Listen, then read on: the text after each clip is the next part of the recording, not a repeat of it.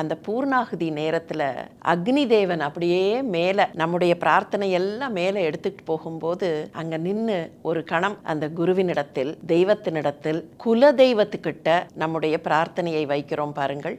அதில் இருக்கிற ஒரு சந்தோஷம், அதில் இருக்கிற ஒரு அந்த சாந்தம், அற்புதமான சாந்தம் அமெரிக்கையாக நடந்தது அப்படிம்பாங்க.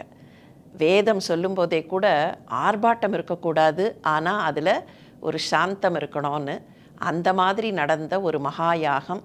இந்த மகாயாகத்தில் பங்கு கொண்டது உள்ளத்தில் நிறைய அமைதியை, சாந்தத்தை கொடுத்திருக்கிறது.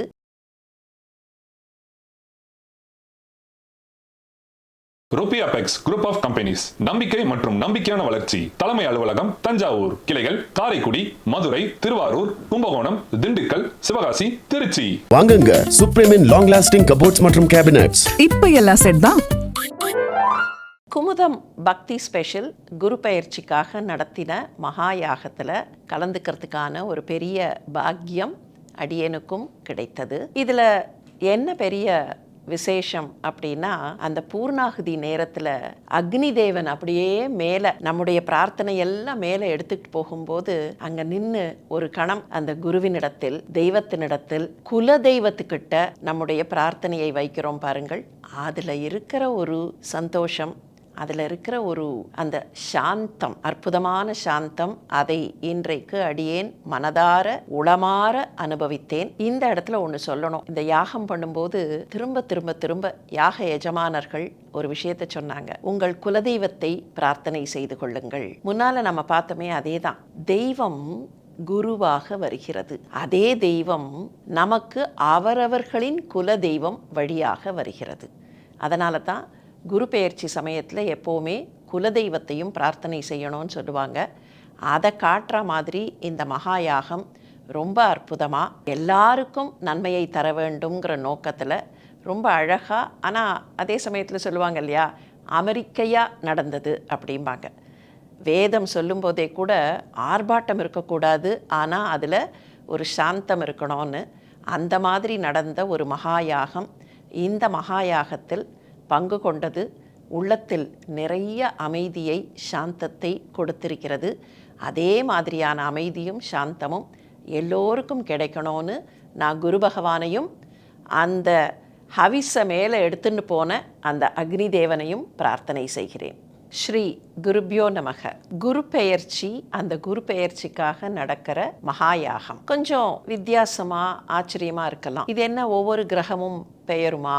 ஏன்னா குரு பெயர்ச்சி, சனி பெயர்ச்சி அப்படின்னு எல்லாம் சொல்றோம் இல்லையா? ஒவ்வொரு கிரகமும் ஒவ்வொரு ராசிக்குள்ள சஞ்சாரம் பண்ணும்போது, ஒரு ராசியிலிருந்து இன்னொரு ராசிக்கு மாறும்போது அதை பெயர்ச்சி அப்படின்னு சொல்றோம். Transit from one to another.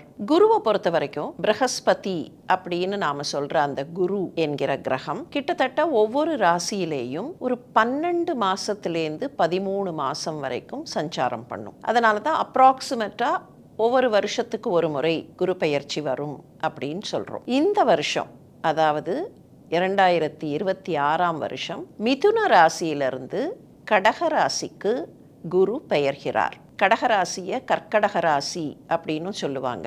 கடகராசிக்கு என்ன விசேஷம், குருவுக்கும் கடகராசிக்கும் என்ன விசேஷம் அப்படின்னு கேட்டால், ஜோசியத்தில் நீங்கள் கேள்விப்பட்டிருப்பீங்க, சுய வீடு சொச்சம் அப்படிம்பார்கள். ஸ்வச்ச வீடு, அதாவது இது குருவினுடைய ஒரிஜினல் இருப்பிடம், அவருடைய சொந்த வீடு. சொந்த வீட்டுக்கு வந்தால் எல்லாருக்கும் சந்தோஷம் தானே. அதனால இவ்வளவு நாள் மற்ற ராசிகளில் சஞ்சாரம் பண்ண குரு இப்போ இந்த வருஷம் தன்னுடைய சொந்த வீட்டுக்கு வருகிறாருங்கும் போது அவருக்கும் சந்தோஷம். அந்த சந்தோஷத்தை அவர் நமக்கெல்லாமும் நல்ல பலன்களாக அள்ளி கொடுப்பார் அப்படிங்கிறதுனால நமக்கும் சந்தோஷம். நீங்கள் பல நேரங்களில் இந்த பெயர்ச்சியெலாம் வரும்போது ஒவ்வொரு ராசிக்கும் என்ன பலன் அப்படின்னு சொல்லுவாங்க. அப்போ யூஸ்வலாக பார்த்தீங்கன்னா இந்த ராசிக்கெல்லாம் நல்ல பலன், இந்த ராசியெல்லாம் கொஞ்சம் கேர்ஃபுல்லாக இருக்கணும், கொஞ்சம் பரிகாரம் பண்ணணும் அப்படின்லாம் சொல்லுவாங்க. ஆனால் சொந்த வீட்டுக்கு குரு வருகிறாருங்கிறதுனால பார்த்தீங்கன்னா மேஷ ராசியிலேருந்து மீன ராசி வரைக்கும் அநேகமாக எல்லாருக்கும்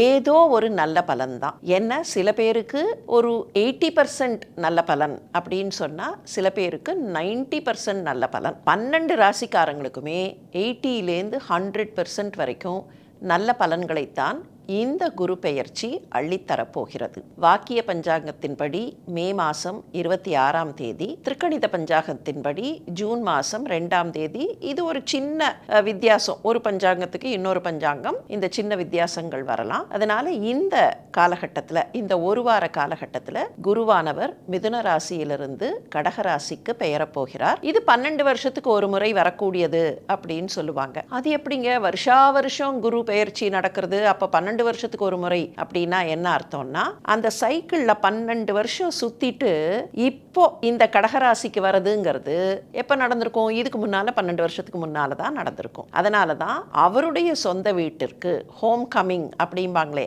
அந்த மாதிரி 12 வருஷத்துக்கு ஒரு முறை நடக்கக்கூடிய ஹம்ச யோகம், ராஜஹம்ச யோகம் பெற்ற ஒரு குரு பெயர்ச்சி இது. இதுல எல்லாருக்கும் நன்மை கிடைக்கும். இன்னொன்று, குருன்னு சொல்லும் போதே பிரகஸ்பதின்னு மாத்திரம் இல்லை, பிரகஸ்பதி தேவகுரு அப்படின்னு கணக்கு.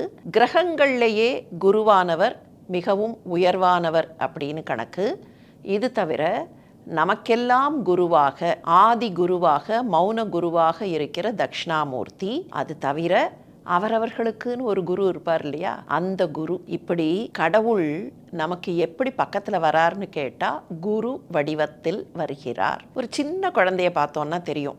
நாமெல்லாம் கூட சின்ன குழந்தையா இருக்கும்போது பண்ணியிருப்போம். நம்ம டீச்சர் எப்படி நடக்கிறாங்களோ அப்படித்தான் நாம நடக்கிறதுக்கு முயற்சி பண்ணுவோம். டீச்சர் எப்படி பூ வச்சுக்கிறாங்களோ அதை பார்த்து பெண் குழந்தைகள் தானும் பூ வச்சுக்கணும் அப்படின்னு ஆசைப்படுவாங்க. அப்போ டீச்சர் தான் நமக்கு ரோல் மாடல். அப்படின்னா குருவாக இருப்பவர்கள் தெய்வத்தினுடைய பிரதிநிதிகள். அந்த வகையில தான் ஆலங்குடியில் இருக்கக்கூடிய குருவை, தட்சிணாமூர்த்தியை, இன்னும் பல்வேறு திருத்தலங்களில் இருக்கிற குருவை நாம போற்றுகிறோம், வணங்குகிறோம். நம்முடைய குருவுக்கு நாம நமஸ்காரம் பண்ணினா, நம்முடைய குருவை மானசீகமாக எங்கிருந்தாலும் அந்த குருவின் பாதம் தொட்டு நமஸ்காரம் பண்ணினா கண்டிப்பாக இந்த குருவும் நமக்கு நன்மையை தருவார். குரு கிட்ட நாம கத்துக்க வேண்டியது ஒண்ணு இருக்கு, ஆல்வேஸ் பாசிட்டிவ். என்ன சந்தர்ப்பமா இருந்தாலும், என்ன சூழலா இருந்தாலும் அதை பாசிட்டிவாக பார்க்கக்கூடிய தன்மை தான் பிரகஸ்பதியின் தன்மை, குரு என்கிற கிரகத்தின் தன்மை. அந்த தன்மையை நாம வளர்த்து கொண்டால் எப்பவுமே குருவினுடைய கட்டாட்சம் நமக்கு இருக்கும். குருப்யோ நமக.